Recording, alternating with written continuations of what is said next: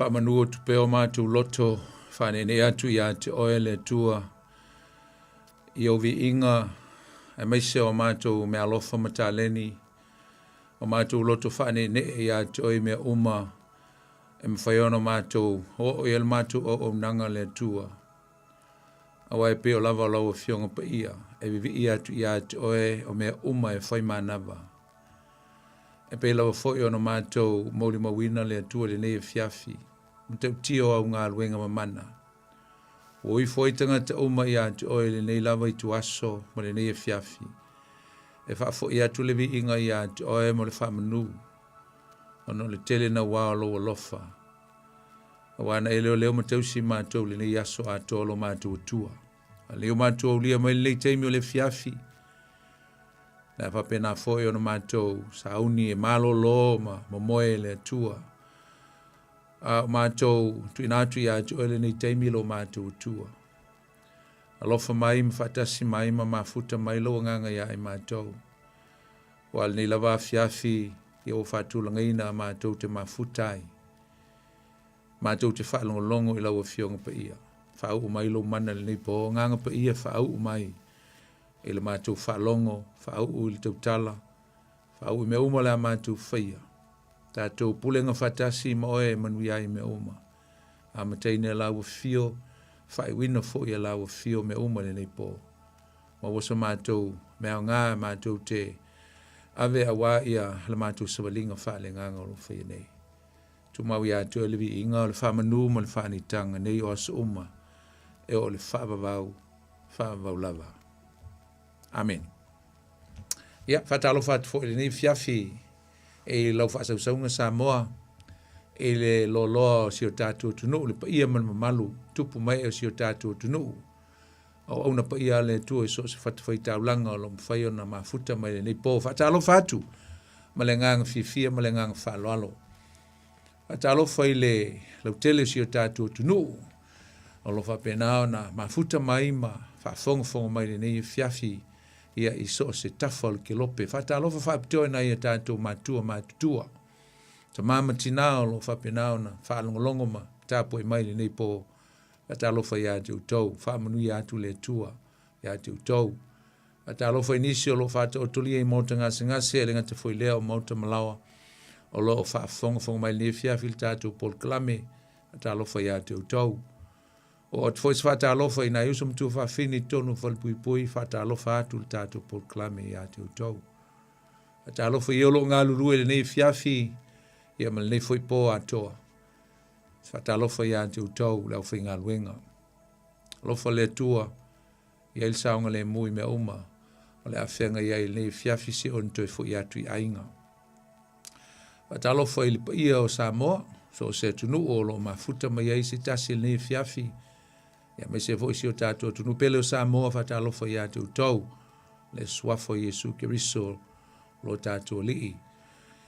Whaptos whatalofa nei fiafi nisi o lo mwhai ona hasiasi mai foi tonu au kila nei ia ona o mafutanga foi a inga o ni whalawalawe ringata foi lea ia o me whale kare sia o. So se mafuanga wa e hasiasi mai foi le mato ayo au kilani nei foi vaitau. Whatalofa ia te utau. El nei Paul swafo Yesu. E alenganta fole toas whatalofa si tasi. Steimi mo mua nei fta e whafonga mai el nei Paul Klame o tutu o le Upega ile Loloto. Whatalofa ia te utau. Whatalofa atu ia te oe. E le nei e fiafi. Ia, ta ofi e pēr lau le tio ina ia po lau telefoni, po lau whafonga fonga foi. Awa o le mata upu whale nganga lea o le atatou. Anga atu ia le nei taimi. Ia whapenao na i ul tātou mtaupu, ia o tātou mafuta pēr. E le nei e fiafi, mawas tātou mea ngā mai le tua. Mai se o so soani mai o le mano le nganga pa ia. Ia o whatalo fo le sunga ia sau, ma lor mlang mo ia sau, ia leo toi te liu mai whanua, ia le tua. O le nei fo e fiafi ia, whaptai, o lo o whapenao na tātou se et fo le tātou whinga mlanga. Folonga whaal tau sanga. Tātou lata atu fo ilo ngā tono nei tau sanga. Ia vi ia le tua. Ilo fo e nisio na yu tātou ainga. Ia ua whapenao na walaulia e le tua nisi e pele ia te utau, whai o whengai nisi o tau, ia male walaupa ia le tua i nisi e pele ia te utau, pa mai se atu le nganga o le tua ia te utau. Ia, o le tātou Paul Klamel nei, o le tutu le Upega ile Loloto pe ona masani esung fute tasil tā le valu, le fo tātou whelo, iai o la auto auna nei o poni funti, whata alofa atu ma, to e whelo ia tu le pa ia o si o tātou tunu, lau whaasausaunga Samoa le fiafi ia lo maia, si o tātou mafuta, si o tātou talanoa, mai fo se tātou mta upu mai le fionga pa ia le tua, so sani lo tātou soifua, ia malo tau mawhai, malo foi tau mawhai, ele soifuanga whaale nganga o lo tātou iei nei, ai vi ia lava le tua i mea umana te whaia, ia lea foi se upo lea whaamanuia mai ei a tātou le fiafi, ia ave lea ma oe, tātou ave whai mo tātou le fionga le tua, ia e whapenam so soani lau savalinga, ia ma tātou tau mawhai, ile nei vai tau o lo tātou iai, so vi ia le tua. Ia vai atu tātou mta upu, na le lua lama vai aso sa tātou tau mwhai ai e tātou te talanoa ile tātou mta upu e pei ona. Ma vai atu foi vai aso e lua vai atu.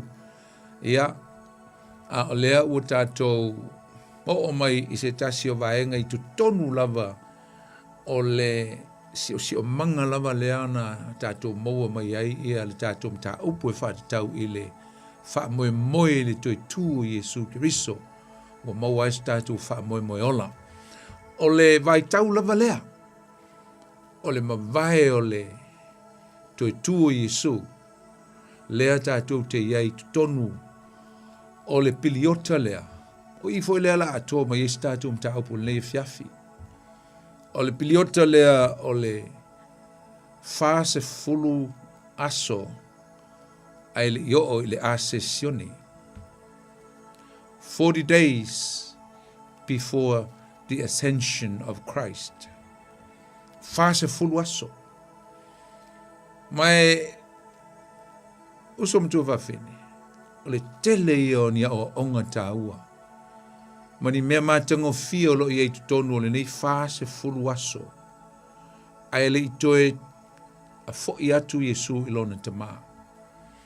Se si whaupunga aile i toe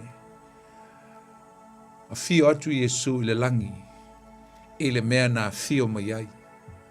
Toe whatasi atu i lona tama, i le aso, o lona si ti ae ma fio atu i le langi. Ai whasa fulu aso, 40 days. E ta ua tele le numela whasa fulu i tono le tuspa, i oso mtua whawhine. Ta ua tele le numela whasa fulu. Numela whasa fulu, e au mai e tātou nia o onga winga e menei o toftofonga. O le sueina o tātou o langa, trials and testing. E le ngata foi lea, o le numero fase fulu tono tuspa ia. E a mai ei ia se piliota o tuina mai e le tua e tā pena ilana tangata. It is a time of preparation. Ta pena i le tua i tu tono le numero fase fulu, ale fase fulu aso, fase fulu teu sanga, never pena. So number 40 is very important in the Bible. Ta ua tele. Ale ngata foi leo, numero fase fulu. O se numero e mai e foi le ta ua le fa amsnonga le tua. Pela le fate te ingo mei o te whaia tuai. Ma lela tātou tala no yaso e fase fulu. O aso ia na toe mafuta ai e su mauna soo. Ina ua toe tū mai o ia. Leo e fua le tātou tala no ai. The first fruit. A lela la toe mafuta ai e su mauna soo. O a fu ele i a fio mai e su amine le toe tū mai lu tātou li faola fasa sao le langi. E mawhaina whai e Jesu le nā mea i le mana o lontama. E mawhaina whai le nā mea o le toi tū mai a, alu loa, malanga loa, mangalang sao a i le malanga tu sao le langi. His Father in heaven can do anything. Everything is possible to God. E mwhai. Ai eile mafuanga na lai o na toi whatali ai Jesu ni aso se fasa furu. Fase fulu. Ina ia se ta pena ai. Ia lana u whainga luenga. Se toi ta pena, ua umale tolu tau sanga na ta pena ai. E se i ona whaia ia mea ia e lua. O lona toi fia whilo i atu i ona soo. Ma e na whatua tua ma muli muli a te ia. Lua. Se ia a watu se o onga muli muli. The last teaching. Ia pe i foi pe tolu foi. Po alisi me ta o tele ile. Toi fio ma Yesu, ma toi mafuta. Ta pena le lea Yesu lana mawaenga. Lana farewell. Mai e tui nā tuai le mea tau o le whāto nunga sili sili. The greatest commandment. Ia watu ai le whāto nunga sili. Commission. The Great Commission. The mandate that he pursued. He gave it to his disciples and his followers. Watu ai ia le polo inga sili, the Great Commissioner, in ia o e whaino umamaso. Ia airenga ta foilea, to e fia mafuta Yesu i ona so pele, aile i to e fio atu o ia le langi. Ta ua tele lal numero nei fase fulu. Fase fulu aso, na ile lolo i lunga o le funga ele nei. Fase fulu aso. O le ata o le whamasnonga. Na e maua i le kene se fitu. Whaipo e wha. Sa ana pongi ia mose mo le fase fulu aso. A whaatali e ia le au mai o le polo inga se fulu le tua ia teia. Represent for ia le judgment ia le navaenga. Nangon tu la fono e o fatasi ma le whamasnonga. Na o lo mauele e soto e lus fu malfa. E le ngata foi lea. Fa se fulu te usanga. Na fa nofo i le tua lana au na mose ili tonga vau. Ia pole ainga fo i o lana vau. E o inai o ia ina ia i loa e mose tai ona tangata. Mai le mea sa nofo polongai. 40 years of preparation. Ia le ngata foi lea. Fase fulu te usanga. Sa feo i ele nu o Israelu ili tonga vao ma le toafa. Fase fulu te usanga. Amen. Ia masalo e ta duti vava iai o se ta pena penanga o le nu. Langa wo whainga tā ma wha along te tā. So we can put preparation there. And also the judgment. Awa o le whaasalanga ia pole. Sa saina le atua le nā lai ona. Umi ona whata milo le tonga vao. Fase fulu aso. Sa anapong ye Yesu. Aile ialu e whailana ngā luenga. 40 days that Jesus was fasting, went into fasting and praying before he began his ministry. O le tāpena penanga, sao niuninga. And also that period of 40 days, Jesus went through trials. Taulia no o Yesu i whai ulava i whaoso songa satani, whai o elana fase fulu aso lana anapongi. Male tu inatu o ie le tua.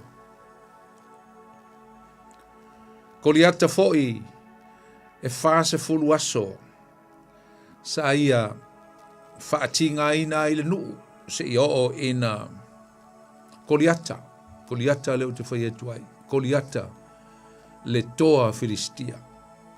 Fase fulu aso sa whaatau ngai ele nei toa le nuu o le tua.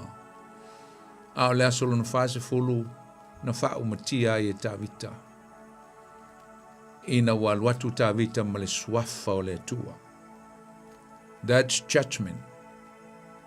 Amen. Ia aile ngata fo ilea e fase fulu fo iaso. Na watu ia ni neva e tā penai a le salamo. O le au atu le whaamsinonga ia i lātou. Ina o taunu ia i ona. Ia maamatu le lapta inga. For 40 days you have to repent. A le ai, ia le au atu le toa sao le atua ia ni neva. So le numero fase fulu. Ele tai teina umatu la ulisi au lava le na. O le fase fulu o aso na mafuta a Yesu. Ta aua tele numero fase fulu lea. 40 days. Sa ta pena i Yesu ia loto na soo ina ia ta pena masauni. Loto te tele, toa tau loto. Be courageous and be strong and be faithful, because I am going to leave you behind. But be courageous. Ia loto te tele, ta pena Yesu inisio o ana saunoanga lo loto ma le matautia na ia toe o atua i ona soo. Ma ia toe wha sa o atua i ona manatu o la o na soo. O lo popole lava i le malo. Le ave vesia i lava tangata i uteia. E se lale ta ua tele usomtua whawhine. O le piliota lea tātou te talano ai. A le la tātou wai anga i tutono le piliota lea. Sa lo elua i maleva i aso ia pe lua tua whai malisi vai aso langai.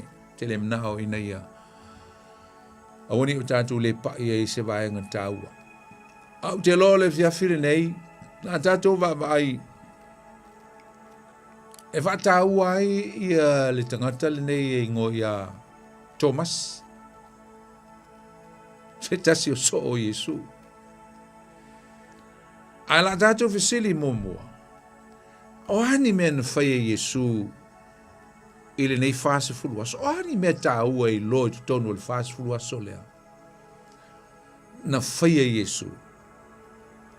Ia, ma se mafuanga fo i o lea wha matalatala mai i tātou tali. Tele o mafuanga ma mea na fia, toi fia o i ailu tātou li whaola. Ai lei toi fo i atu o i ailonta maa. O le tusi a ngā luenga lona tāpu mo mua lona whai pui tolu. Te lo fo tusi leo le a tele ni tātou whanga ina. Alanga iele manatu tātou te tala noa lava. Ma so o to ia ma le taimi o le tāua o le aso le Pentekoso. Awai uma lo le fast fulu aso lea pe a tātou uma tātou tala noa. Tātou tala noa fo ila ia le se fulu aso lea na talu o na malanga Yesu ai saulo le nganga pa ia na ia folofolaina. Pena folofolaina mai folonta maa. Tātou o tu foi le tal no le tāua o le aso le Pentekoso. O leu tātou ia le piliota leo le fast fulu aso e anga i atu anga i le sa le Pentekoso. Lea ua lata mai masalo peto e lua peto e tolu vai aso e whailonga ai e tangata i uteia. Pesa a latou whailonga ina ai a latou tau saminga whaapitoa. Mai se o le sauninga nei o le Pentekoso. Na lui foi le nganga pa ia pe na fio ai le nganga pa ia. I lunga la apostolo e mese a fio i foi i lo lang nei pe ono tātou iai. O ngā luenga o na mata upu mo mua lo no fai upu tolu. Ala fia fai tawina e wha mautino ai e whasa fulu aso le tātou talano ai. Na whailo atu foi e ia o ia i a te i la tau o Yesu le i on so. Ua soifua mai o ia. Ina ua mawai o lona ti ngā. Ua wha maonia i whailonga wha maoni e tele. E whaanga fulu pō ua i loa ai o ia e i la tau. Ma na whetala i atu i mea ale ma lo o le atua. So this is the confirmation o i wha mautinoa. Wha mai e whase fulu pō. Yeah, it can be days as well. Whainu whaingu whai. Whaim whain tātu wawai. O aso. Ia e whase fulu. O ai nisi na whai lo i Yesu i tonu. O le whase fulu aso lea. Tā ua ia o le lisi ina. O le lisi ina. Wha tatia ma, wha solo. It's very important to outline. peoples and groups of people that Jesus went and seen. He went and see some of these groups of people individually, tansa te to tasi, o le tangata mua, o lo tu sia mai i le Ioane, e lua se fulu, o lo na whai upo suma le whae o suma leona. Na mua whaali Maria, i Yesu ia Maria, le maketara. Ma le mta upo lua se fulu, o lo na whai upo fulu ma le whae.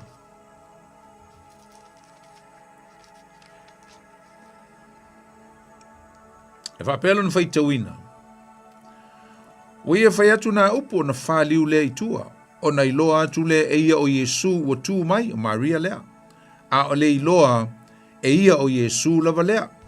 E mai e le iloa e Maria o Yesu lea. A ua whaliu mai Yesu ia Maria. Ua si la fia Yesu o Maria. A e le o iloa. Mary did not recognize Jesus, but Jesus recognized Mary. Maria le makitara. Mai la ia lolo fai posuma lima. O feta la yatu Yesu ia te funae, se ala mea te tangi ai, oi e te sailia. O le fafine, fate ia te, fate ia o le leo ia o le fanua, se si whapunga, la e whapele fafine, o le leo le fanua, po le tuunga mau lea la te talanoa. Ua fai mai o ia te ia, leli e, a fai wa e ave ese ia te ia. Tau maia ia te au po o fea le mea ua e tuuina ai o ia. Ona au aveina lea o ia. Mai Maria ili tangata le tala no ia i malona le ilo o Yesu. Whapea ai o le leo fai tutoa. Se wha mole. Se tau mai po o fea le mea ua e avea iai le tino Yesu. A e taua maia o na ou aveina leo lo na tino i lo mātou ainga. Tau mai. Wha mole se tau mai. Mai la ia lea o le whai upo sumrono. Ua fetala i atu Yesu ia teia. Wha longo na le taua ia upu ia. Mariae. O na whaliu lea o ia. Ua whai mai o ia ia teia. Rapo nie. O lona winga lea o a oe. Now Mary recognized Jesus. When he said his name, when he mentioned, her name, ina ua whai mai Yesu, i le ngoa Maria, Mariae. Ai whai mai Maria ia Yesu. Rapo nie po ole. Ta ie po ole. Au na, po ole na. Lea o a oe. Na, Maria na momua whailo ia Yesu.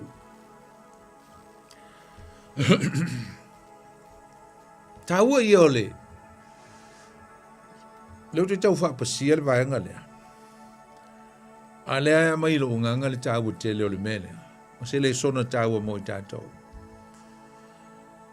Tātou tangata sa ili le tua. Ele ana pongi, ili te talo, tātou te fia sa ili le tua. Pea le mea Maria le na whainalo e sa ili. Yesu. Penalo e asiasi a Yesu, ale ala tu alesis. Now she's thinking of seeking for him, for his body. Tāua i o le sa ili o i tātou o le tua. Mai o tātou manatua, i o tātou i loa le leile tua. We have to know God in our hearts. You have to recognize him. Ele na o sa ili ai le malama lama i le tua. Le tātou te sa ilia. Sa le ilo ina mo moe Maria Yesu ina ua vai atu ia tia. Ai ui lea. Sa ia sa ilia o ia. She was looking for him. E o ina ila i tātou le tātou sa ili atu malo tātou. Nau i le tua. E meisa i la tu e o lo nau e sa ili.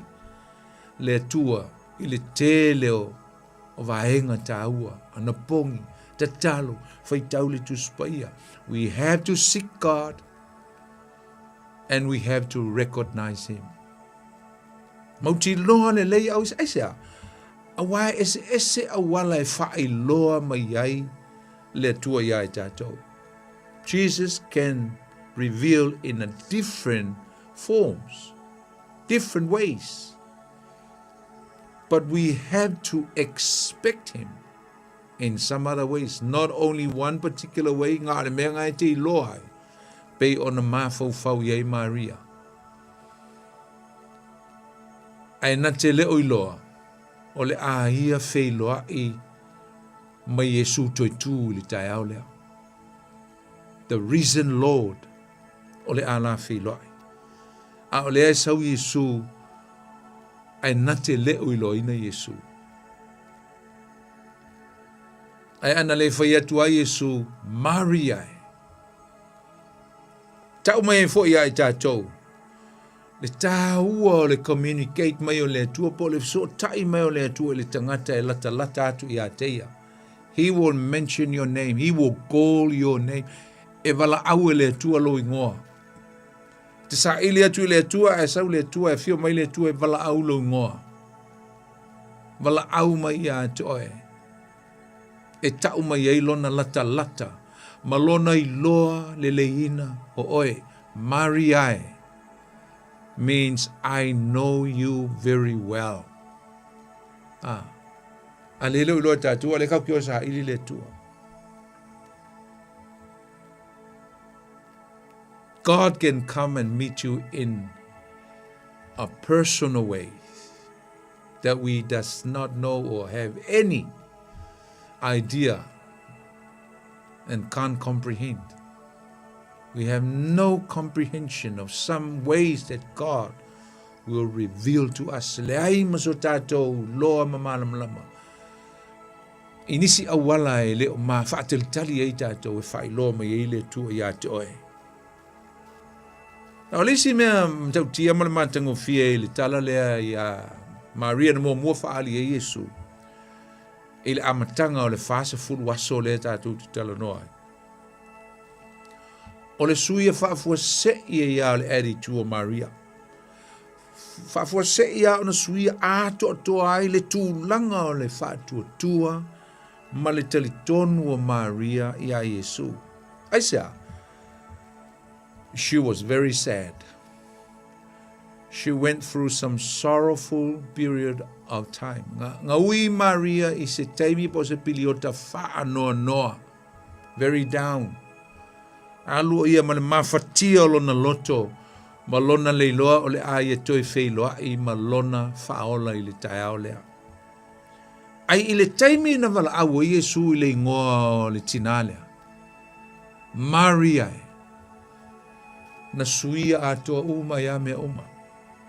Mary suddenly changed her perspective regarding the one who she was talking to.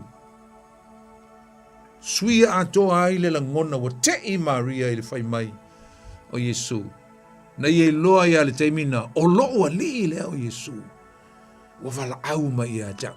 E moni la o toi tu Yesu. E moni a o ongana. A o ai le loo a li ma loo whaola. E tolu aso. E ma lepe ai le manu le aina te toe whatuina ma toe fausia ia so e tolu. A le o toe tu mai I le aso sa. Le tae ao le nei. Na o sau ma loo le mautinoa ma loo le talitonu e tupu wana o onga le aso le nei. A le o wa ai. Sui ato ai mea oma. Manatua usam tu whawhingi. I have to say this.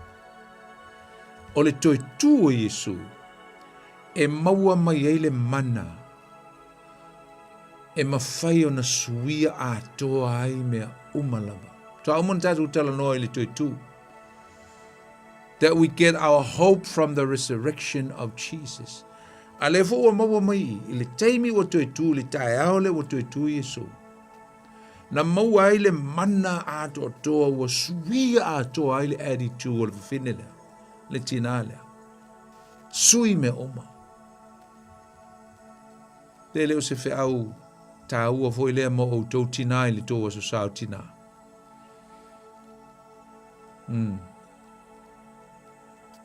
Ia e loa le Yesu o lo e sa ilia. Awana le sa ili le tu lotu. Not in a religious spirit, not in a traditional way. Ele na mea wha le lotu, ele na mea whaiso, ritual. A le moni o le sa ili e le tangata o Yesu. E ma whai ai ona tātou i loa le lei. Aisa, tātou masani le lei a Yesu. E le illustration na ufate ina utua i se tasi o aso. Le mea leo o le iloa. E pei e maa le upu i le wha Samoa. A le wha Britani, e whaasi lo loto. Knowing or know or recognize. Malama lama mai loa. E ese le iloa. Na ufaisa wate tenga se tasi aso. E ese lo iloa o le tangata. I loa i lunga i TV. Ai tele i miti ai.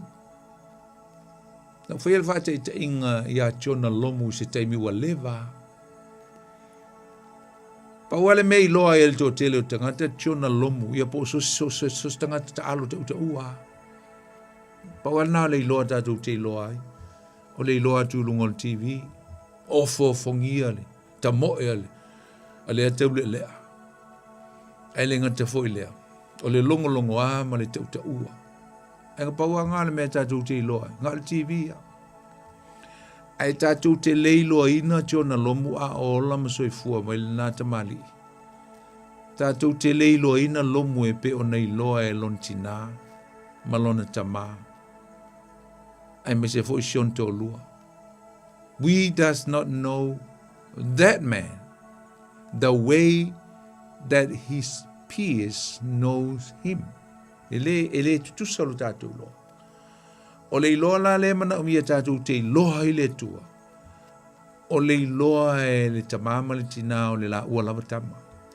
Ma le iloa le lei fo i ele ava o lona to lua i a po le tane fo i le fufine. O iloa aisa la ngala utino e tasi. They know each other very well. Malama le lei lesi lesi. Ai le nga o le iloa fo le le. Na le titilo tua i le TV ia po lo titilo fo le malai la mo e. E ke le iloa lo na langa i te le masani e te le iloa na natura te le iloa. Ma le ngolon ta mama lon tina. Tua e le malama. Au le iloa le mana o mia tatu te iloa Yesu. Malama lama le lei ia Yesu. E pei o na malama lama le lei fo Yesu i lo ingoa ma lo ingoa. Jesus knows us inside out. Lo le le Yesu tato. Amen. O le silava henga na feilo ia Yesu i le fase fulu aso lea. Na feilo i le auso. Auso to sfulu. Ai misi e to masi. Tu so le aso sa lava le ana i loa i Maria Yesu.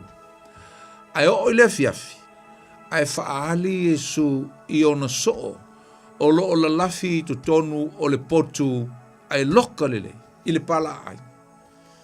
Ai whaali e Yesu. Ai na to sfulu. Woti le seri ua pule le ola. Au le seri. O la lava te whao. Le ufa il maftanga ala te whao. Le sau lotu le asai le aso lea. Le sau le asai le aso lea. Le asai le lotu. E le sau i tō masi.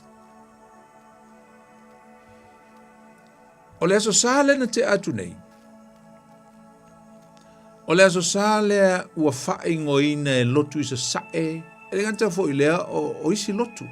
Te e isi lotu kerisiano la tu te whaata waina fo i lea sale ntene. E ta ua o le aso sa o tō masi. Thomas Sunday. O le aso whae longa ina o tō masi. Eisa. O le aso tonu lama lea. Na atoa i ai le vai aso talo na tu tu Yesu. A o le aso sa tonu foi le ana te atu nei. Na feilo i ai tō masi i a Yesu. lea na ia le talitonu le feau na avatu iai e ona uso po so o Iesu, i le aso sa lea na toi tu o Iesu. E avatu iai e whamai le tala Thomas, se ilonga.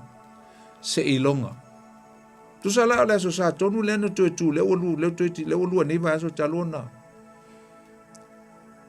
Whaasa o atul mele i te onunumi, e leo le aso sa na nafi, leo te whaatu le aso sa Thomas.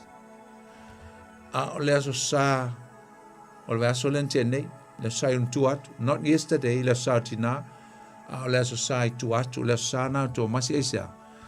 Langa fo o le aso sa i tuatu, o le aso sa le na o le toi tu.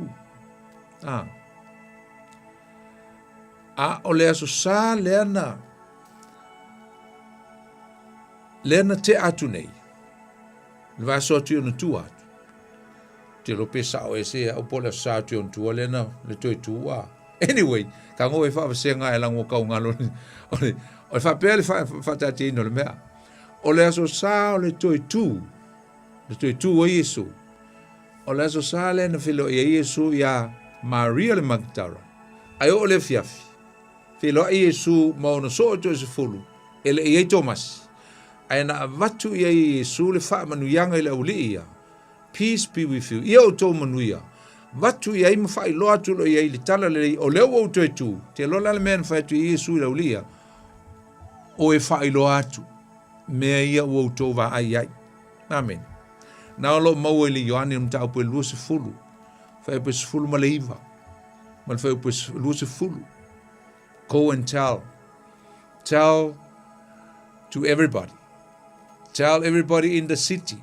Ke lo o la ulia. Na o la ulia e talai. Ai ei tangata o le au so o Joseph Fululea. Na ia ia lo lato nau lato te fio e mo mua mo moli le tala le lei. Ia to masi lele sa lotu le sa. Misi to masi fa mnianga le sa. Misi. Asa mena misi e to masi. Le sa le lotu. Le sau le lotu. E tau atu la ia tō masi le tala le lei na mātou whei loa i ma Yesu i le aso sā. A whai o le aso ngofua le na oi, na mātou whei loa i ma lo tātua li i ana nafi. O leo mātou mai e tau atu i atu oe le tala le lei. Ina ia e loa o le na wha manuia mai le tātua li i a mātou wha atonu na whai mai. Ia o tō manuia. Ai sorry tō masi, e tere i ai. A lea la o mātou tau atu i a toi. Wa toi tūl tātou li. Ai te lol tali a tō masi la so sāla le na so oi. La so sāla na so oi mai la so sāla toi tū. Mai tō masi la so fa, mai tō masi la so sā tōnu a leo toi tū, le fiafi le na watu el tala le i a teia. Se i longa. O te le te tonu, se i longa lava o te pai i wha i longa manu o Yesu whatu a o te tonu, se i longa.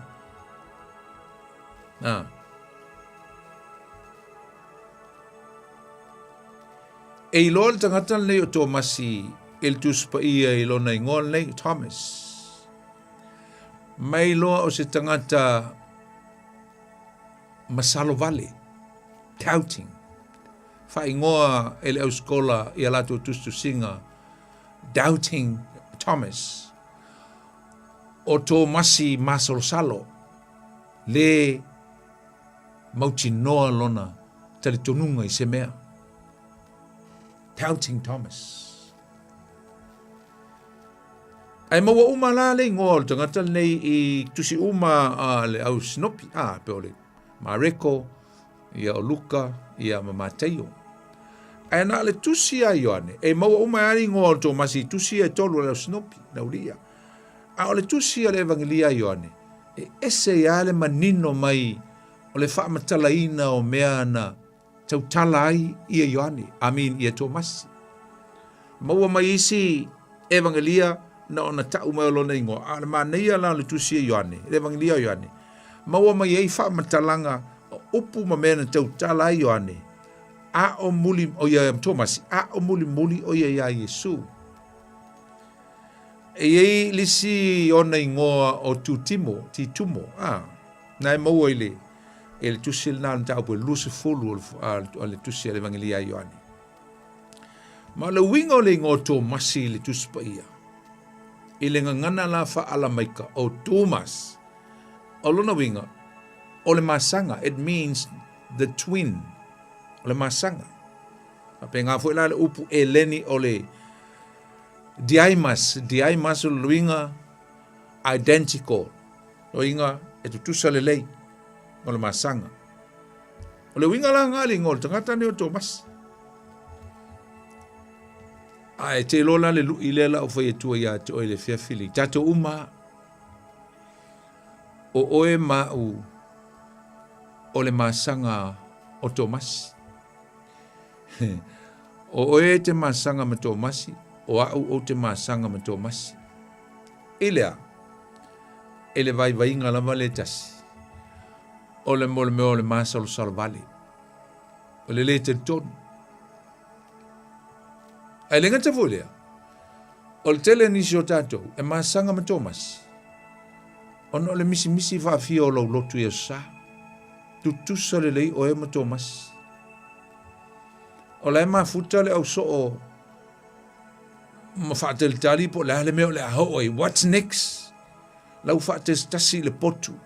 Le aso sala valena toi tu Yesu. Toi tu Yesu. Whaatel stasi po le hale mea. What they must do. Le hale meo le aso so. O le ase le ala umatua le aso le nei. Ina whai mai Yesu e toi tu wai. Ai le ei ase meo tupu. Le whaatel stasi. They gather together in one accord, praying, and see what's next. O le loka lato potu, e whafua se ia ona tua tu Yesu. Hello guys! Ke kei vefe se kurioso. Hello vo inga oso ni manatu alu Yesu. Pese eiku. Ai vai mai lauli. O Yesu lava lea. Aisa, ina ua whai atu Yesu ia na upu mua. Ia au tō manuia. Peace be with you. Be blessed. Ia au tō manuia. Ke i lola uli ia. Au oi o Yesu lea. Pawhenga sa ukong. Alanga loka luma whaikoa. Yes, Jesus was in his glorified body. Wa ia Yesu I lona tino, mamalu po lona tino whaalelangi, lea na tātou tala noa ai. O lona tino lea. E lea ama se mea, me whaionto e tau fia le iei o Yesu so se mea. Tino lea o lea tātou te whatali ai, the glorified body. Te ela uli ia le loto a Yesu to. Mai lona Yesu le uli ia le po ale le fiafi lea. Ia o tau tau atu. Tala I atu le mele o tātou whailoa I ai le fiafi nei. Go and tell. Le lope I se saunoanga Yesu. Afe Thomas. A per fai au. Afe ele ki a kongo le o le loko. Afe ele a inga lea. So le. Ka fiu hoi se le si sio. Fela inga le o leo mai fong kalo. Fela inga le o leo mai fong maftang. Ke le ar si sio. Te le au le excuses. Oi si o le lava, fa mo le lava. Oi si foi mai o. Oh. Me ale ainga. Oi si foi mai o. Mo fa mai. Le upo ale o le fa mai. Le upo le fa mai. Ele o se upu le lei. O le pau ale o le mea, pau ale o le mafuanga e lenga misi e listinga ka loku la sa, o le mea ka o le fa mai. E lua mai ngai e le upu fa mai, o le mai o le tino. To e mai ma le loto. Mai le loto. Vai le loto e tu lunga. E halu le farsa. Aisa. Because if you miss the meeting, you miss out everything. Ai misi al maftanga, misi o el fa mnianga o le aso na. The blessings of that particular day is not going to be for you. It's going to be for everybody else except you. Missy. Mela lenga o fatua ia oe. Ti tumo fatasi umata to mo Tomasi. To fu umata to ma vai vainga e pe o Tomasi. Amen. Saka faia ho nge me o le misi o le loku ka kere vai au ia so yo ka loku ia saka faia fo. Me o le sisi o la ko ia aka me o le sisi o. Ele ta ua ele tangata Kerisiano le alu e ta puai. Ile aso le tasi. Aso le tasi alu e ta puai mono uso. Mono tu fa fine. Malona ainga fa le nganga. Alu e ta puai. Po a mea fa la po a la kapi. Po a ta along. Po a nisia mea ta ua e tutupu mai. But don't take me wrong, reasons. There are some very decent reasons why we shouldn't go to the meeting or adu de lotu. E ni mafuanga. Mafuanga nga wakua kulunga wale mfainku makua maia. E ni stay me tupo imena ya tatu whana wa miele awel falmai. Me faunga el common sense, me te loa. E ya mea leona. Ona le alu Tomasi il maftanga le tae o lea. E mafuanga. Ai o le tele o mafuanga. E a lei ona le alu le stangata le lotu. O la pisi. Mtua vai. Very, very weak. Amen. A le tatu te sa ilia le atua. Le tatu te sa ilia le manuia. Le tatu te fia manuia. O le tatu te fia iai se i whapea mai le atua. Ia au tau manuia. A lai ke iai malo ainga. Ia au tau manuia. Be blessed. But you are there. Aleke iai. Al mele fra mele tua. Ia au tau manuia. Aleke kau molea e lau maangava i lau ka anguru. Oka. Whela la tua i el name. Amen. Tangata leo Tomasi. Hape umata tau. Nisi le vai vainga. O le tele o le tautala, tele le savili. Ai le mwhain whaatino. Tele le tautala. Ai pala ai, pe atu i sisi awa upunga Loloto. O le mea moni a maftanga tātou la pe le nefiafi. E le iloa se maalosi o se o langa whaale nganga i le leo tele. Ia, po ni manatu tua malolosi mal mateutia. Tau tala mai nei fono maftanga oka. E le iloa inga se malosi. Whaale ngang. E le iloa fo i se malosi le tele o ni me fai. Ma nei le tele o me fai tau langa me le lei. E me fai ono tatu fai tau wina mea na e fai tau whapea ua. Wa e malosi ona o mea na. Malosi ona o luto anga e fai mea whaale lotu. Ma nei a umana mea. It's all parts contributing to what you are doing for your servanthood. O nanga i le tua. Ai a le mawhai ono tātou tū maua i pe a ho i teimi whaingata. A ho o mai popunga, but if we can't be able to abide during trials and tribulation, they are all in vain. E lea o ngā. Tua sume palu tangitangi uma mea. Pe a ho o mai lola mea whaingtam tof tofonga. Ai ua e le mawhai ona e whasanga iai. Nā. E loa ina ua mawhai ona e whaatino ina mea ia na e pisai. Ina ua o mai taimi whaingtā. Mo o mai aso vale. Pa mai leo ne sfuma le fitu o lono whai upue valu ma le sfuma leo no. O lo i eise o fofo te tele a tō masi. Tele fo ni tatu tala noa i le vai aso, se vai aso li. Ile fo i mai e Yesu mai Galileia wa umala na wha misiona. Wa umala mea na alu ai e whaile o fo i mai lau. La toi anga i mai e anga i tono i uteia. Langa o i lo o mai i a lona taimi. Lata ile aso saare lau pama o lata ile taimi wha i loi o i al Mesia. Le wa matanga anga i mai. O le anga inga mai la lea. Lea na whai ai tala noa i wha apela au so. Fa mai lau so. Wa whai le whai pue valu. Ioannes Fulmaltas.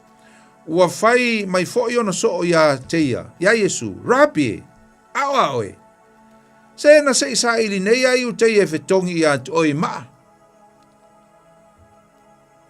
Le alau whaalongo atu tō masi upu ia ngawhit. Lo sauni utai e whitongi Iesu I mai sea. Alu ese mei Iesu ona le inosia o ia. Len pa mei Iesu e le mamalu se perfecta I lona nuu polona ainga. E alu nofo I Galileia. E whaalongo le alwhai posuma le ono. O ila lea na oso mei e lo toma. Wa mai toma. Ona whainga tu leo toma. O le nei loa ia titumo. Whai atu o ia I ona uso po ona so. Po so isi ona uso so. The disciples. Whalongo I upu ia. Upu koa ia po upu mkaukia malolosi ia. Nato tamo Thomas. Whamai ia tātou o foi. Let's go. Ina ia tātou feoti whaatasi ai maia. Ko le loko Thomas ison. Le whamai lau so. Yesu awe te alu. Awe te babe alu. Alau mana o Yesu la alu langa wo al te mi te wena foi. Ai au sabali vali. Mkari fo le ala lenga o mai wha malolo ai ia. Pati maio ia wala au isa kayo le sabalinga le malanga le a Yesu le sau. Le lopeng sabali vali la au I Eriko. Ai wha pea atur kako kama o tō masi. Jesus. Ke lor melenga wha koe lau ri ia I o. E aue ke alu. Se kako wo. Wo loko kele. E yokia. Okia koe fo ma. Oka le makau kia o le lotele o tō masi. Ale visili, oni upu ea o le whai loa mai e le loto. Loto tele ma le toa o tō masi. O le mea e oti e lona matai e oti e. Oni upu e sau mai lona loto. Po oni upu wana o le malo vale ai le teritonu I le mana o loo ia Yesu. Lona matai e mawhaia o na whaia so se mea. Upu, winga I o upu Thomas. Kako o, kako whioki whakasi ei ma Yesu. Whaatua ntua tele. Taimi o lai solo le lei mea, taimi o lai maa neia mea. Lai fōlinga mai e o whakasi, whioki whakasi. Pengo fia ana whaile nā tala. Amen. Mai toma, pe oti pe ola, tātou wō, tātou whioti whatasi e ma le tātou li. A o whea nei loa moni e lava le moni o upu nei e Thomas. Whea. Nei loa I le taimi na o tuai o na uso e tau atu I a te ia le tala le lei le aso sāle ana toi tua Yesu. Tau atu I le tala le lei, aisa, nga misi le aso sāle maafutanga, ai o atu o na uso e tau atu I a te ia le tala le lei, o Yesu ua toi tu mai. Tata tau ona, oso mai e loa toma, whapea wai ta whio lai, whawhetai, tatou wō. Wō o misia te loa anga whapea ngasa reaction po se tali mai e toma. Talo whai lo ua li o Yesu, wō o misia lo na whaali mua mai ai tatou. Ai te loa le tali al tangata malo vale, whamaltano tamo Thomas. Toli, se ilonga o ke vai ai. Only if I can touch, only if I can see, se longa te va ai teno ai Yesu, ma o pai ai, I mena tutu ai, whao yona ao malona I tu. Only when I can see and touch the scars of his wound. Ona whatua au te tonu rola I lea. Au whea le tele o teimi ana o e Yesu. Whea le tele o teimi ana whatu Yesu tātou whilo ai. O te halu o te toi sau. Amen. Whea le tele o teimi ana whaalu Yesu e o ima o ai nei tangata. A mesel tamane o tomo. Nei loa le lei le teimi na o atua I le tala le lei. Ai na te lei talia ina. O atu le tala le lei e whamai oise e skaimi. Ta o te ai le mea lai tupu e ma oia. A kongu ke loku la sa a ule lako fo ia. ai ingi me fai ka o mai longo mai ai ko ngo kele la ko foi la sa ele lo se matango fio se o langa fa le nganga I upu te tele ma le leo tele e fōlinga mai o le a pa u mai le maunga I le toa upu ele ai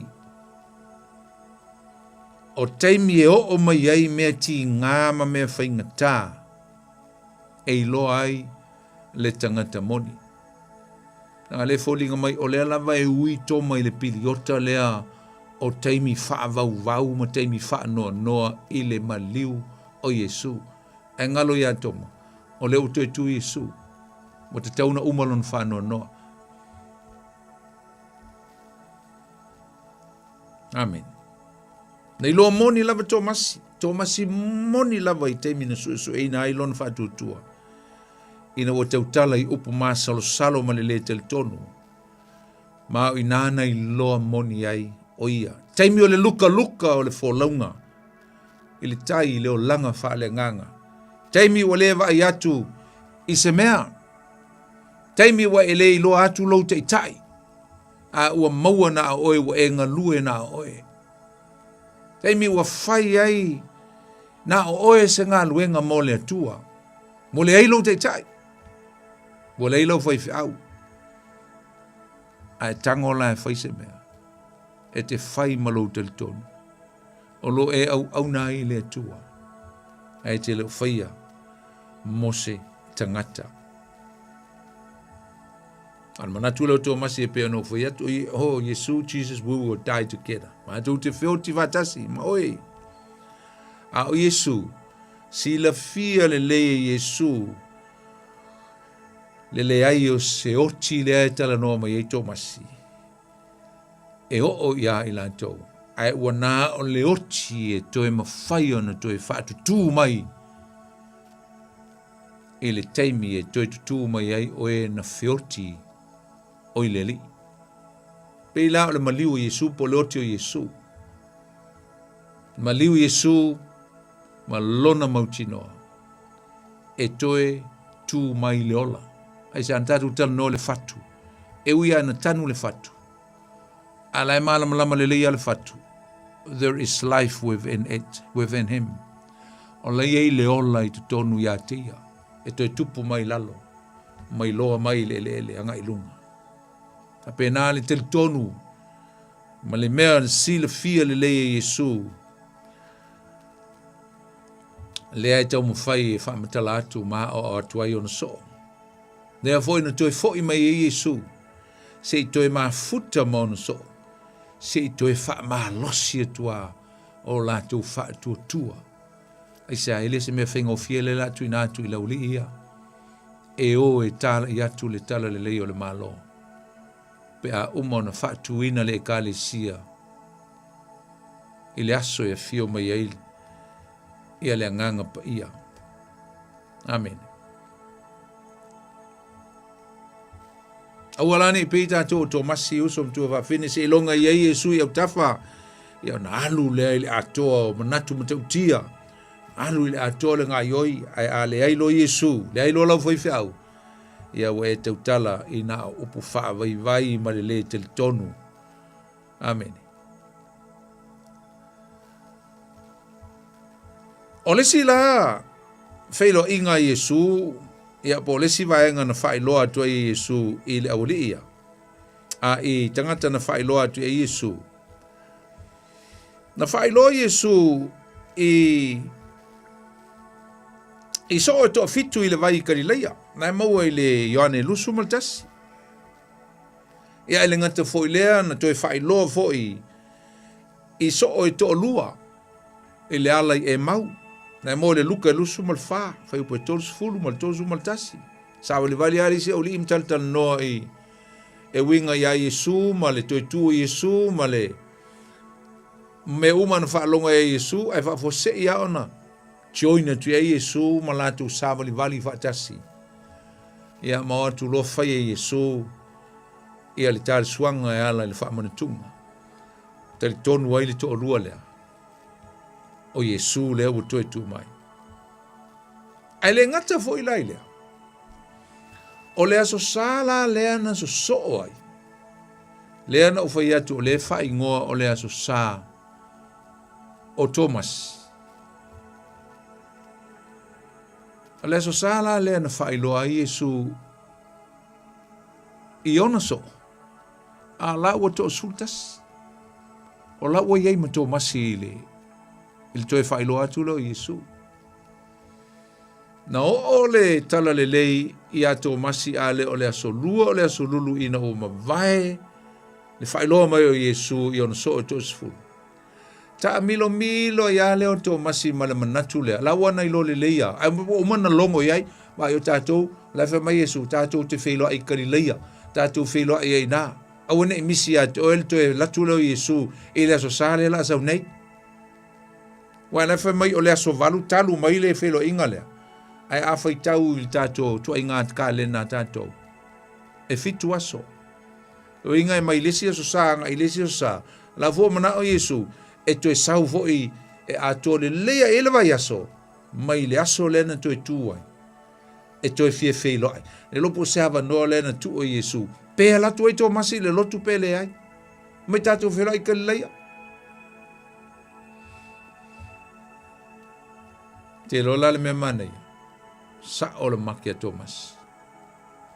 O ila leana to e luatu a Yesu. Na mau e lione lusu fulu fai po lusu maleono. E o lusu malvala. Thomas i lea sa le te tonu i le tala le leina i e whalongo i ai i o nauso. Wa toi tu Yesu. Ai ta milo milo Thomas i mai le aso lulu, aso tofi, aso faleile, aso to nai. Ni lopo la le teiminga i le mauti no Tomasi. O ke aru mafkang, o ke aru loku lale, o ke aru le sa loku. I will be there.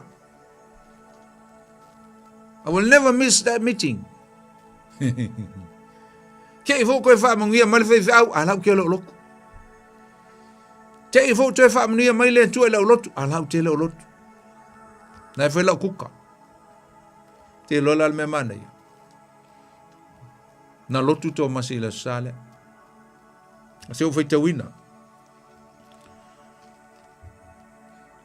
Fai bolusu man fa. A o toma. O le tasi o le tō se fulu man tō lua. Wai ngō i a titumo. E le iai o ia ma ila tō ina ua maliu watu Yesu. E le aso sala le anto e tu Yesu. E le iai il maptanga mo mua. Ona fai atu leo le au so uma i a te ia. Ua mato i loa atu le li, le ua o ielta la lei. A ua fai mai o ia te ilatou. A fai o te lewa ai atu i ona lima. A fai o te lewa ai atu i mea tutu i whao. A fai o te le, a fai ele tu ua lo tamtama i lima i mea na tutu i ai i whao. Ma tu lo lima i lona i tu. Whalongo i upuia. O te le talia lava. Le talia lea. Le talia le tala le lei. Unless I'll touch, I'll see, I feel, I will never receive your good news. O te le talia. Oka. Te le talia lava. Te polusu maleono. Ua mawai aso e valu. But that should be another Sunday coming. Ua mawai aso e valu. Ua toe whaatasi ona so o ile whaale. Ua whaatasi ai foi i lātou matomasi. Po toma. Lawa iai. Lawa lotu. Ua maliu atu Yesu. Wawai. Ai ana si la fia Yesu. E alu atu toma. Ai le lofo i pena tuai atu toma i le lotu. Ai lopo wa levana iai, le faifi au iai uma male kalesia. Ai na tuai ana alu atu Yesu i le maftanga. Na whaatalitali si ana ma moe ma salo o toma. Se i alu atu. Na fito a whailo atu le iai.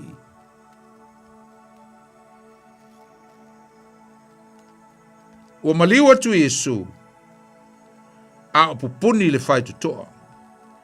Ua tū foi o ia I totonu.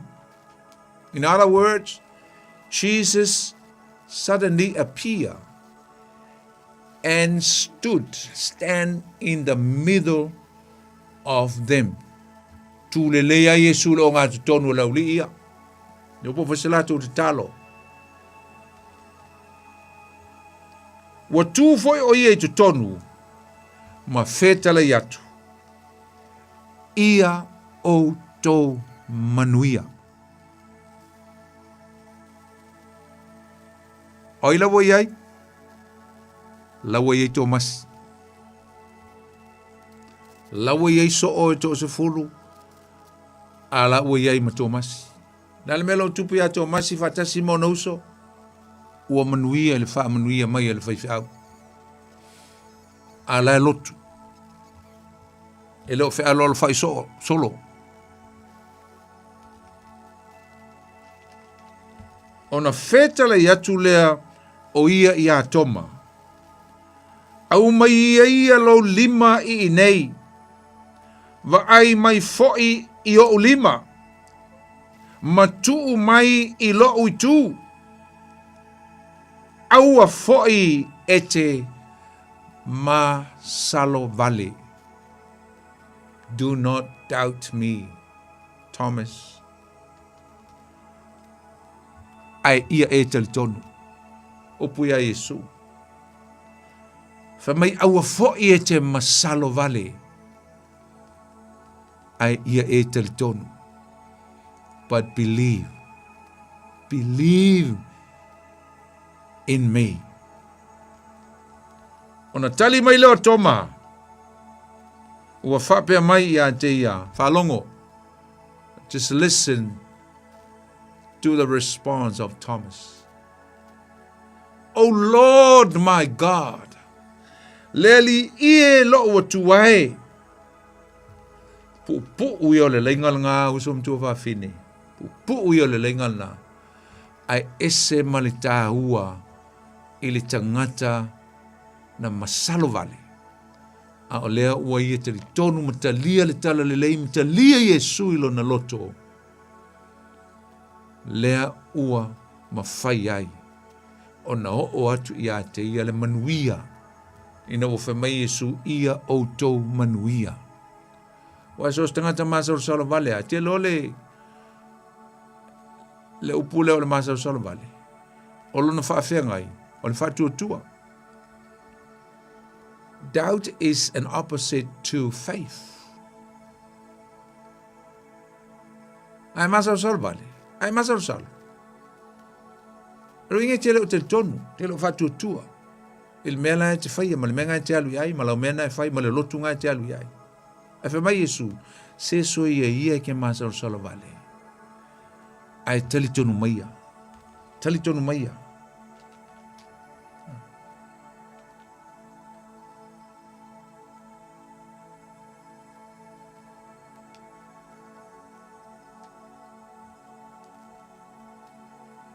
Fetele yatu Iesu ia te yato mai.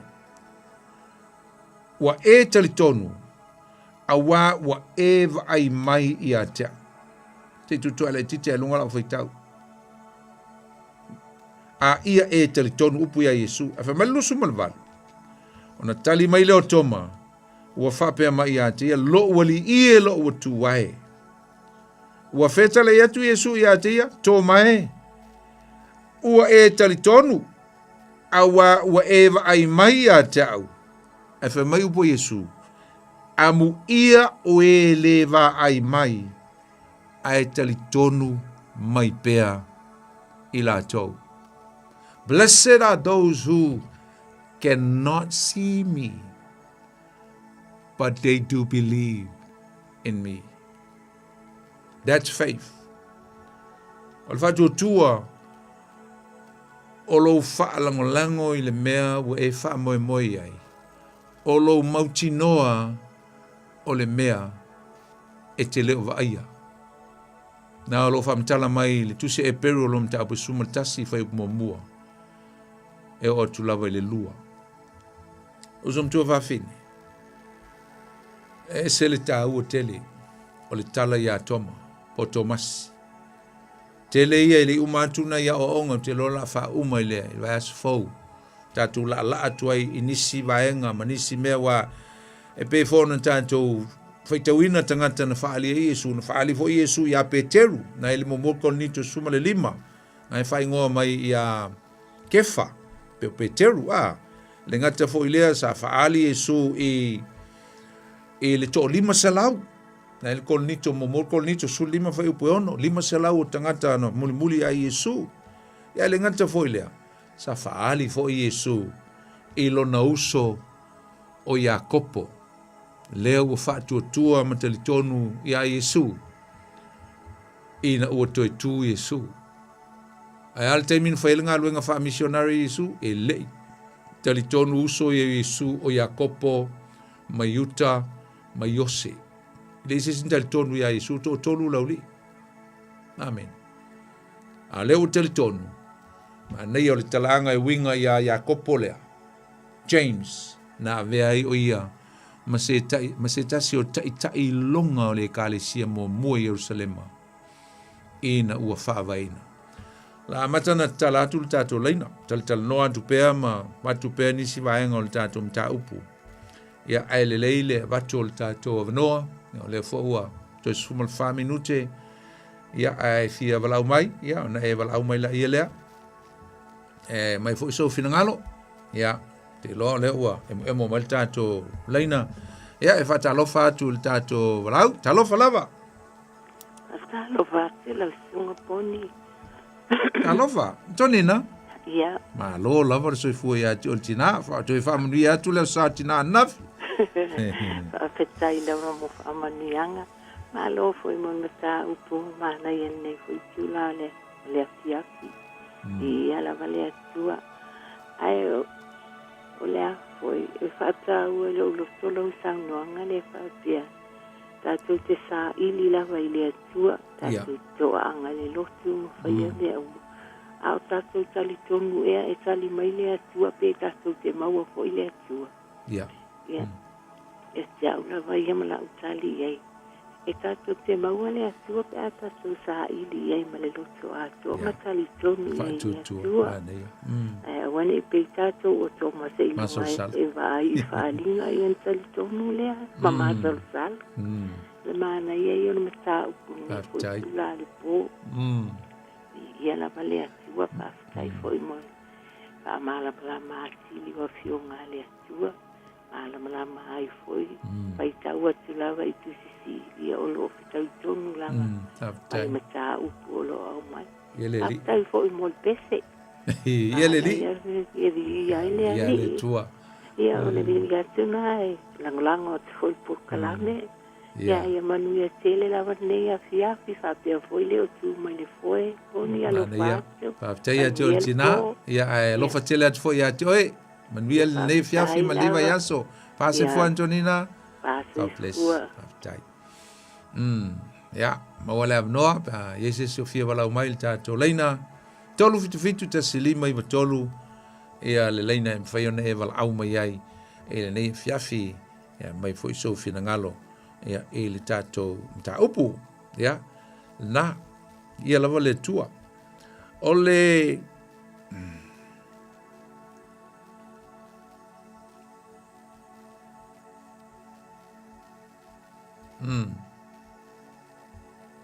Tau tātou walau lona lua.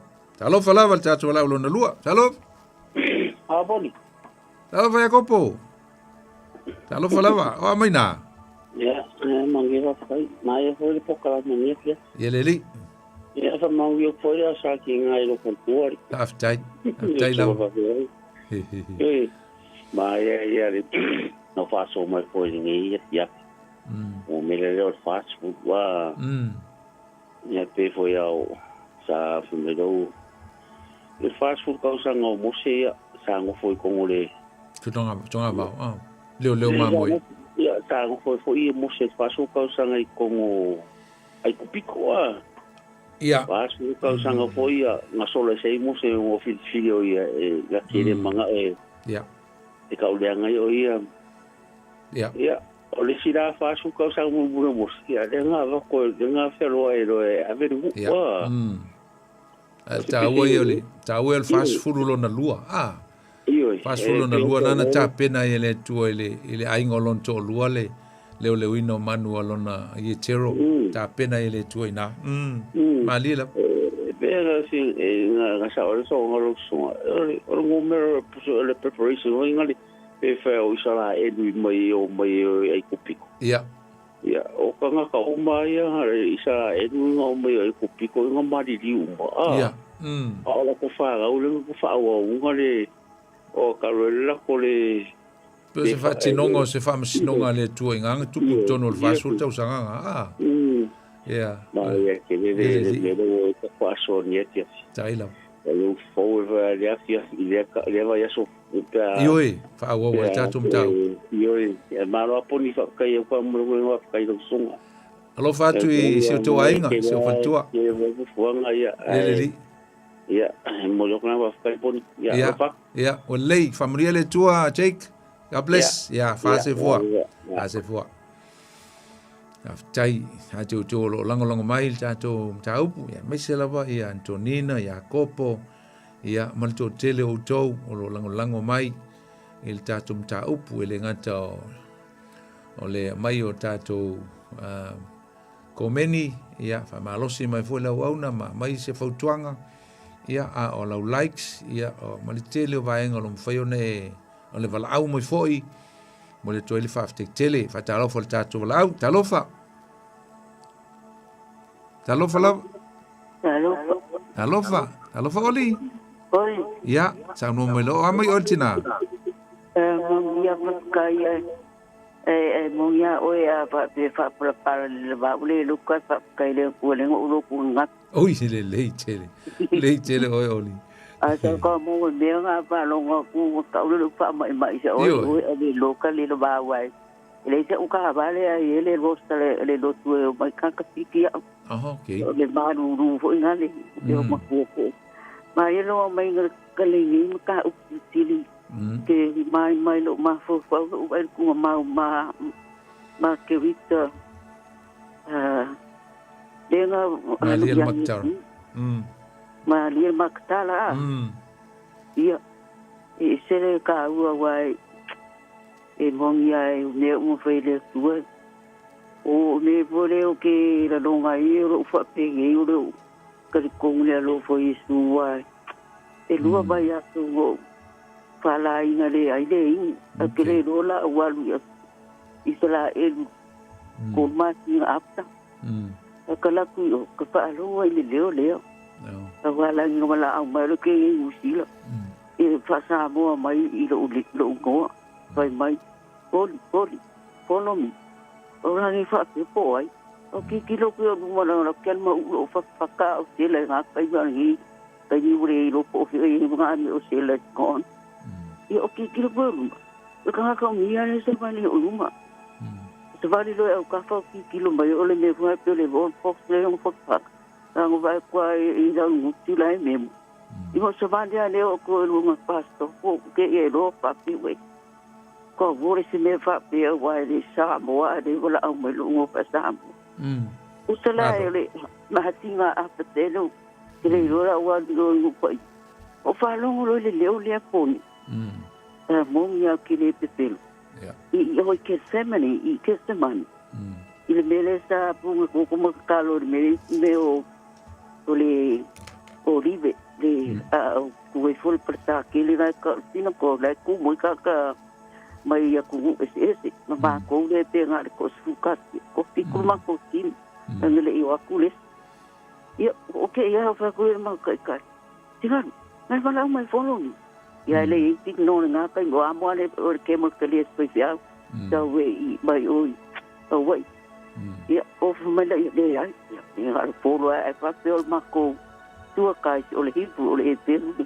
kai ma ko malanga mo fare mo ma ko fa o ka se ma ka o fio Yesu ale ki ke yo ale ne ale o ia ko mo ngem fa ma o ni wai lo ya ko o ke le plan singa ko ale o sa fa o so mai le le fa nga mai le ki go isi ka po ma ke fo ma para se la lo ka le va be nga disappear ku ki nga ve ma ke alo la voli tai ka o Yesu wa ka le lo ka kele pa ai ma o to au sa wa bia ka ke ba ya le nga pa ia le bi ku wai de nga la pa to mo fa lo ado ta mo a wa le la fu to ma si ka ko be Yesu ale wo ke aru ava ma mo fia le ya kai di uma lo fa ke le tu abai lo ba lo ta ka lo pa ya le Yesu ya ka ko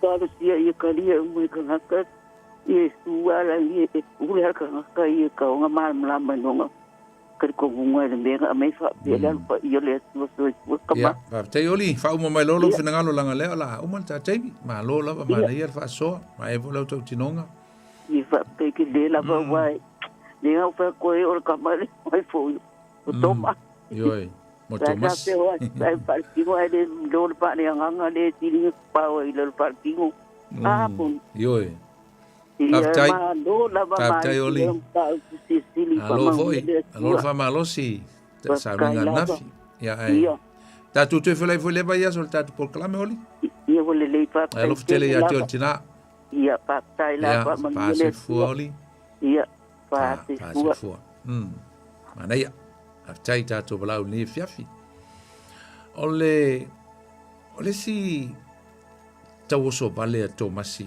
si fai o to ta to por clamina lo te va tu le yone le mta opus fu mal fa fa pe mta le upuya Yesu o fa ma vaenga upuya fa ma va Yesu e ma va tu e no so tonu la vol fas fu la sole e o so vo le si me ma lo si to masi fa mai wa tu vale o to loto mai awale tu vale o to loto upuya Yesu fa ma fa ne so ai o to fa tu mai ya te e tele meno no foi o to mo to tama ana le ai po walu sa uni se meno no foi o to a vai foi e alu sa uni te alu ma sa uni se meno no foi o to o te to sau o te talia foi o to e fatasi ma ina ia iai o to le mea o te ia o to lo le mea o te alu iai o to lo foi le ala le fa longo la silia toma le la o so mai ka ko kamo Thomas pe po lima me po lima a o fai mai toma ia te ia le li e ma tu te le lo le me te mali wa tu iai ma tu te ma fai fa pe fe o nei lo le ala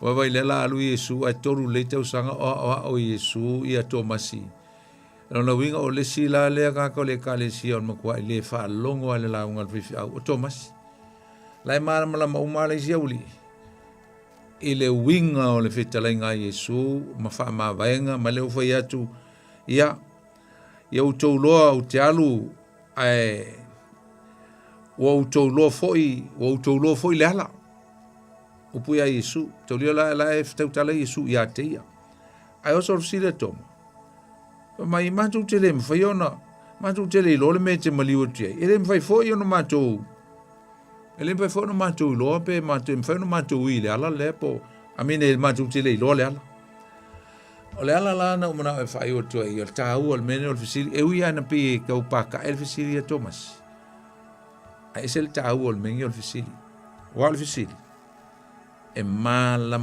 ai se mea anga le el fisili a Thomas ele to sa no mai su i upu ese le ta ua e tonu le evangelia le Ioane le tali Yesu tai puono o feta le tu Yesu ia teia o au nei le ala male upu moni male ola fa mai le Yesu ele ala tu lava se tasi ile tama pe ale ui mai ia tau e ia la inga pe foringa mai tau faisina pa o vale o fasili al taro tamo Thomas ale maneia le sile me maneia tele il molmeole ol to anga fasili aya awai fuli ste me to fasili tu fa ya onga fa mal fa ya on ole Fa mala mako fo il vaso lente nei ale fo ko fisili. Ka ko kala ngo fo il tausanga lente nei ale fo ko fisili o loinga. O ngata mai tit.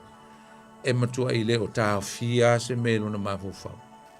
Ia pele o tustusia fo la lunya no tu mang me taua I te mi o meni o au fa penga o mala to mas ale point man na ia male mele le tatu te mo mo I ai visili o mala malama le ila se me if you ask question then things will be explained and clarified ole afa mala malama ia mai lo ai le wingo se me e ui ai pe fori me le se me te uni visili pe afu le matua ma le levanga e lotu ngai te ai a faia e te le utafia se me ele le alo visili pe visili te mala mai peila o Thomas leo le alula na faia o ngai le lang a pe mai komas se ma tu te le mafaia ona watu le me ngai te lui ai ma tu te le lo foi le ala ona feta la I lolo I sui upu tau o au nei o le ala o le upu moni ma le ola e le alua tu lava se tasi I le tama pe a le ui mai ia tia ma tu te vi ia o le tua le nei po le tua le tama le alo ma le nganga pa ia After ia o fiong fawina ia o fiong pa ia mfeona ma tu talaina talanoa ma fasoa I le nei fiafi ma tu talo ma wala watu le tua faul fale ma fa musali o upu o lawo fiong pa ia yo ma tu loto fa mnia yo tangata na ma tu mafuta mnuia lo la tu saili ya te oe ala yo fa mnianga fale nganga mai lo upu talia lo la tu nga lala ma lo la tu fieinu ya te oe fa mnuia ape o ne fa mnuia yo so ape na ne fa mnuia yo tangata o lo mato mafuta e le nei fiafi le mato pol klame. Ia te tu lo mato o le weas fau, mato to e mafuta mai. A tu mau pela o te singa ia e mato. Maua se whai ngā malo longa manuia o tangata, mato maua se pō ma se malo longa manuia ala whai le asu fau a tau manuia e vi ia pe oe le tua. Ta maa le alo ma le nganga pa ia. Ia vi ia lava lo swafa e whavavau. Ono Yesu lo mātou li'i o te tālo ma wala au atuai. Amen. Ia, Samoa lo tātou ta upul nai nei fui fiafi. E le whama moi o la tātou ta pai fo il vas fau. Was whapoponga ma so ina o le tātou ma ta upul nei e winga I le fase fuluaso. Ai le io o le asesione. Ia, wa ai tātou pese, le tātou pese na tātou nei te maua I lunga o le YouTube. Ona tālawa iai o le ingoa le au na Bonifasio Fonuti ia o lo iai tātou pese tolu na iai o umana tu iai lunga walau whaafonga o le MTV ia na e kila ia lea ia mai tango e subscribes ia ma tu iai se likes ia mani vaenga whapena ia so soani atili whaalau loa tuai ia na fo iwi inga a wasi whaamnianga mo tātou tangata Samoa ia tātou tue whila I lewa yaso ai mo le fiafi o la auto auna lei poni fono ti fa soi fuia mo le nei taimi. God bless you all.